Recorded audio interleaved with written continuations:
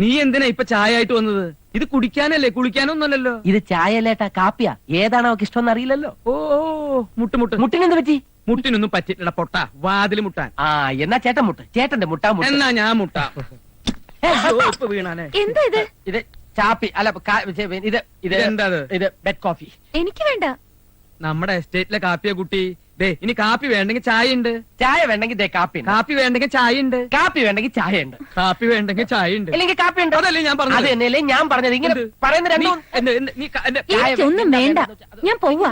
നേരം വെളുക്കുന്നതിന് മുമ്പ് പൊക്കോണെന്ന് ആ സാറ് പറഞ്ഞിരിക്കുന്നെ. ആ സാറ് ഇവിടെ പോയി. ജീവൻ പോയി. അയ്യോ, എന്ത് പറ്റി? എപ്പോഴാ മരിച്ചത്?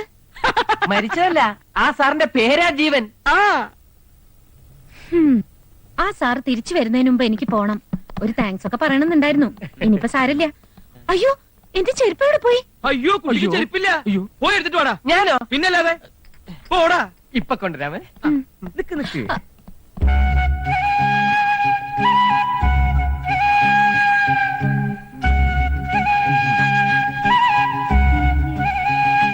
അതന്നെ. ഏത് തന്നെ? ശത്രു അതന്നെടാ. എന്ത് തന്നെന്നാ? അതൊന്നും ഓർക്കാനും പറയാനുള്ള മനക്കരുത്ത് എനിക്കിപ്പില്ല. ശത്രു നീ തന്നെ പറ. ചേട്ടനല്ലേ ഞങ്ങൾക്കൊക്കെ ധൈര്യം തരാറുള്ളത്, ചേട്ടൻ തന്നെ പറ. അല്ല, നിങ്ങൾക്ക് ഇപ്പൊ എന്താ വേണ്ടത്? ജീവൻ ഇന്നലെ രാത്രി ഉറങ്ങിയിട്ടില്ല. അത്രേ ഉള്ളോ? ഞാൻ ഇന്നലെ ഉറങ്ങിയില്ല. കണ്ടോ എന്തൊരു പൊരുത്തം. പൊരുത്തോ? എന്ത് പൊരുത്തം? മനപ്പൊരുത്തം. മനപ്പൊരുത്തോ മണ്ണാങ്കട്ടിയൊന്നും അല്ല, ഒരു പെരിച്ചാഴിയാ. നീ ആ മുറി പോയോ? ഞാനോ? ഇത്രയുണ്ട് ഒരു പെരിച്ചാഴി. രാത്രി മുഴുവൻ ആ മുറിയിൽ ഓടി കളിച്ച് നടക്കായിരുന്നു. ഒരു പോള കണ്ണടച്ചില്ല.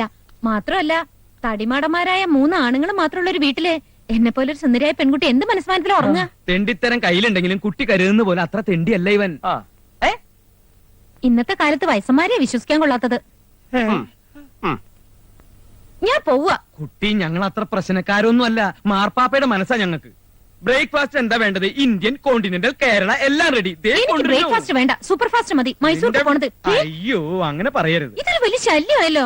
ഇനി വളച്ചു കെട്ടുന്നില്ല. ജീവൻ ഇന്നലെ രാത്രി ഉറങ്ങിയിട്ടില്ല എന്ന് പറഞ്ഞില്ലേ? അത് കുട്ടിക്കാരനാ. ഞാനോ? അതെ, കുട്ടിയെ കണ്ടത് മുതൽ ആ മനസ്സ് വീണ്ടും പൂത്തു തുടങ്ങി. കഴിഞ്ഞ 2 കൊല്ലമായി മറന്നു തുടങ്ങിയതൊക്കെ ഈ മുഖം കണ്ടതോടെ തികട്ടി വന്നു. ജീവന്റെ മരിച്ചുപോയ ഭാര്യയുടെ ചായയാണ് കുട്ടിക്ക്. അതുകൊണ്ട് അതേ മൂക്കും, അതേ ചുണ്ടും, അതേ പല്ലും, അതേ മാലയും, അതേ കമ്മലും. ഇന്നലെ കുട്ടിയെ കണ്ടപ്പോ ജീവന് വിശ്വസിക്കാൻ കഴിഞ്ഞില്ല. ജീവന് മാത്രമല്ല, ഞങ്ങൾക്കും അത്ഭുതം തോന്നി. എന്നാ പിന്നെ ഇന്നലെ രാത്രി എന്നെ കണ്ടപ്പോ ഈ അത്ഭുതം തോന്നാത്തെന്താ? അത് പിന്നെ ഞങ്ങൾ വെള്ളത്തിലായിരുന്നു. അതിന് ഞാൻ കാണുമ്പോ നിങ്ങൾ നനഞ്ഞിട്ടില്ലായിരുന്നല്ലോ. അയ്യോ പാവം കുട്ടി. കുട്ടി ഉദ്ദേശിക്കുന്ന വെള്ളമല്ല ഈ വെള്ളം. ഇത് സോഡയിൽ ഒഴിച്ചിട്ട് ബ്രാൻഡി. കയ്യവിട്. നിങ്ങൾ പറഞ്ഞ പോലെ ഇനിയിപ്പൊ ഞാൻ നിങ്ങളുടെ ജീവന്റെ മരിച്ചുപോയ ഭാര്യയുടെ തനി സ്വരൂപം തന്നെയാന്ന് വെച്ചോളൂ. ഞാൻ അതിനെന്താ വേണ്ടത്? ഛേദമില്ലാത്തൊരു ഉപകാരം. എന്നാ കുട്ടിക്ക് ലാഭം ഉണ്ടാവുകയും ചെയ്യും. ഉപകാരം എന്താണെന്ന് ഞാൻ പറയാം. ജീവന്റെയും ഭാര്യയുടെയും കല്യാണം ലവ് മാരേജ് ആയിരുന്നു. ഭാര്യ വീട്ടുകാർക്ക് തീരെ ഇഷ്ടണ്ടായിരുന്നില്ല. കല്യാണം കഴിഞ്ഞ് 1 മാസം കഴിഞ്ഞപ്പോ ഭാര്യ ഗർഭിണി. എന്താ എന്താ ഇത്? ഗദ്ഗതം. ചേട്ടന് കൂടെ വരാനുള്ളതാ. എന്താ ഇങ്ങനെ ഇമോഷണൽ ആയാലോ? ചേട്ടന് ഒരു ഹാർട്ട് പേഷ്യന്റ് ആണെന്നുള്ളത് മറക്കണ്ട. ഹാർട്ട് പേഷ്യന്റ് നിന്റെ തന്ത. അതെ, വളരെ കറക്റ്റാ. പ്രസവത്തിൽ ജീവന്റെ ഭാര്യ മരിച്ചുപോയി. എന്താടാ, കുഞ്ഞിനെ ഭാര്യ വീട്ടുകാർ ജീവന് കൊടുത്തില്ല.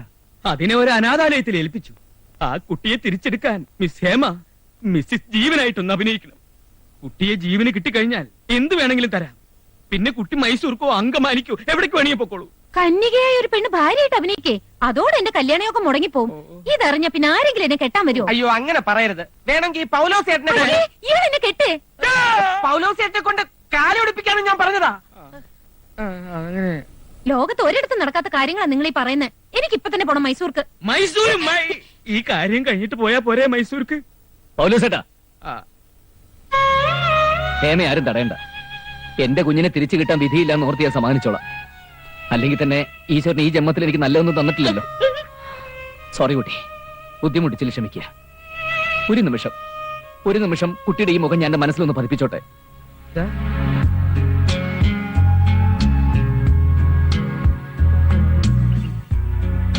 എന്തത് പതിപ്പിക്കുക?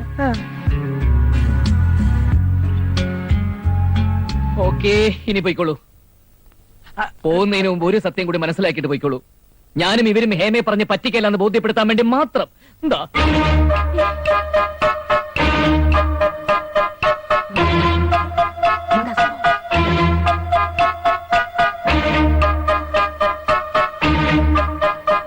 അയ്യോ എന്തായി കാണുന്നത്?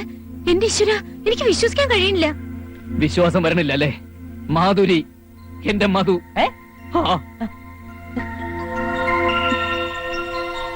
ഓക്കെ, ഇനി കുട്ടി പോയിക്കോളൂ. അതെ, നിങ്ങൾ ഈ പറഞ്ഞതൊക്കെ സത്യമാണോ? നഗ്നമായ സത്യം. The truth. എന്നാ പിന്നെ എനിക്കൊരു 3 മിനിറ്റ് ആലോചിക്കണം. Okay, take your own time. എവിടെ? നോക്കട്ടെ. ദാ, അയ്യോ അയ്യോ, ഇത് അവള് തന്നെ, അവള് തന്നെ. അവള് മരിച്ചു കിടക്കുന്ന പോലെ എന്നെ ഉണ്ട്. ഇതെങ്ങനെ ഒപ്പിച്ചു? കുമ്പളങ്ങ പോലൊരു കഴുത്തും അതിനു മുകളിൽ മത്തങ്ങ പോലൊരു തലയുണ്ടായിട്ട് കാര്യമില്ല. അകത്താള് താമസം വേണം. കേട്ടല്ലോ. നിന്നോടും കൂടിയാ. ആണോ? ഇന്നലെ രാത്രി അവൾ കിടന്നുറങ്ങുമ്പോ വെള്ളത്തുണി പുതപ്പിച്ച് ഞാനെടുത്ത ഫോട്ടോയാ ഇത്. പ്രിന്റ് അടിച്ച് മേടിക്കാനായി കൊച്ചുവെളുപ്പാൻ കാലത്ത് ഞാൻ ഇറങ്ങി ഓടിയത്. ഞാൻ സമ്മതിച്ചിരിക്കണു. എന്റെ കൂടെ നടന്ന് നിനക്കും ഇപ്പൊ എന്റെ ബുദ്ധി കിട്ടി തുടങ്ങി. ഇവനെ ഞാനൊരു പൂശട്ടെ. അതുകൊണ്ട് ഒരു പ്രയോജനമില്ല ഏട്ടാ. പിന്നെ എനിക്ക് സമ്മത. തെമ്മാടിത്തരവല്ലേ കാണിച്ചത്? കാറ് കയറ്റി കൊണ്ടുപോവുക, ആവശ്യം കഴിയുമ്പോ റോഡിൽ ഇറക്കി വിടുക. അല്പന ഐശ്വര്യം എന്ന അർദ്ധരാത്രി കുട പിടിക്കാന്ന് കേട്ടിട്ടുണ്ട്. മുത്തു കുട പിടിക്കണമെന്ന് ആദ്യമായിട്ട് കേൾക്കണേ.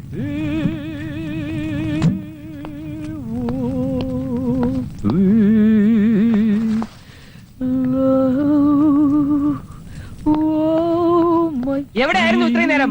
മര്യാദകേട് കാണിക്കുന്നതിന് അതിരുണ്ട്. No more talk. മോൻ ഉറങ്ങാൻ സമയായി. ജീവ, ഒരു കാര്യം. വളരെ പ്രധാനപ്പെട്ട ഒരു കാര്യം വായിച്ച് പറയാനുണ്ട്. പഠിക്ക്. നാളെ മുതൽ കുഞ്ഞിന്റെ ആയ നീയാ. ജീവ, നാളെ കാണാം. വിധിയുണ്ടെങ്കിൽ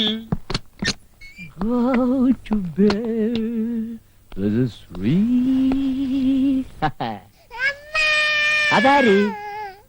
അമ്മ? ഏതമ്മ?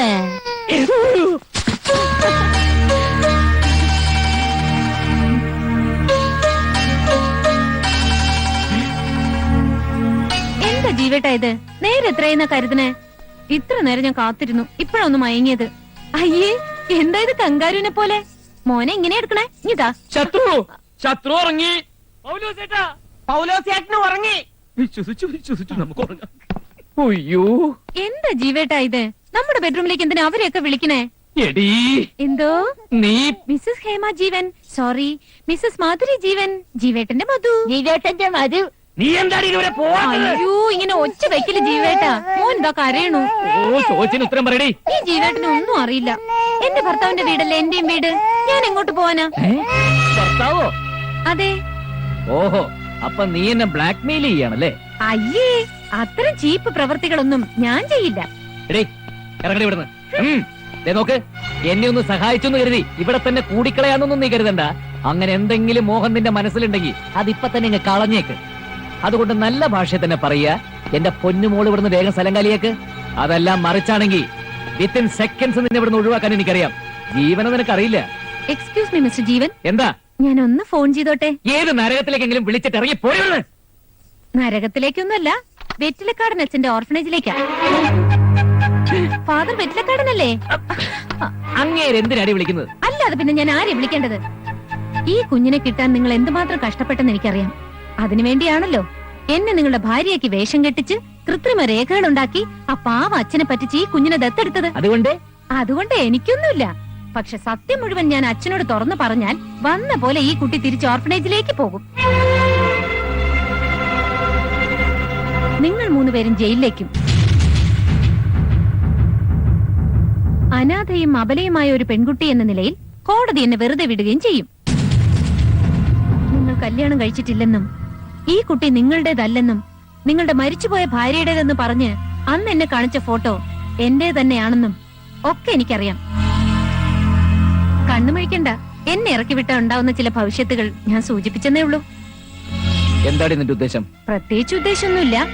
തൽക്കാലം ഇതുപോലൊരു ഷെൽട്ടർ എനിക്ക് ആവശ്യമാണ്, അത്രേ ഉള്ളൂ. ബാക്കി വഴിയെ മനസ്സിലായിക്കോളും. വന്നേ, നമുക്ക് കിടക്കാം. നിന്റെ കൂടെ കിടക്കാനോ? വേണ്ട, താഴെ കിടന്നോ. ഞാനും മോനും കട്ടിലിൽ കിടന്നോളാം. എന്റെ കുഞ്ഞിനെ തൊട്ടുപോരുത്. അതെ, മോനെ തരുമ്പോ ഫാദർ പറഞ്ഞത് ഓർമ്മയുണ്ടല്ലോ, ഈ പ്രായത്തിൽ കുഞ്ഞിന് അച്ഛനല്ല അമ്മയാണ് വേണ്ടതെന്ന്. നീ അമ്മയല്ലടി, യക്ഷിയാ യക്ഷി. നിന്നെ ഞാൻ ഫാദറിന് ഫോൺ ചെയ്തിട്ട് കിടക്കണോ അതോ ആ അപ്പൊ ഗുഡ് നൈറ്റ്. Good night. ഉം. പോടാ.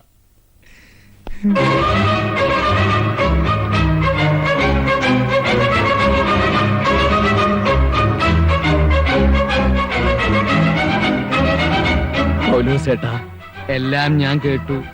ശത്രു ഞാനും എങ്ങനെടാ അവളെ ഒന്ന് ഒഴിവാക്കുക? എന്ത് ചെയ്താലും വെറ്റിലക്കാരന് അച്ഛൻ അറിയും, കുഞ്ഞ് കൈവിട്ടു പോകും. ഇനി എന്ത് ചെയ്യും? കയ്യും കാലും ഞാൻ തല്ലി ഓടിക്കും. വകുപ്പ് സ്ത്രീ പീഡനമാ.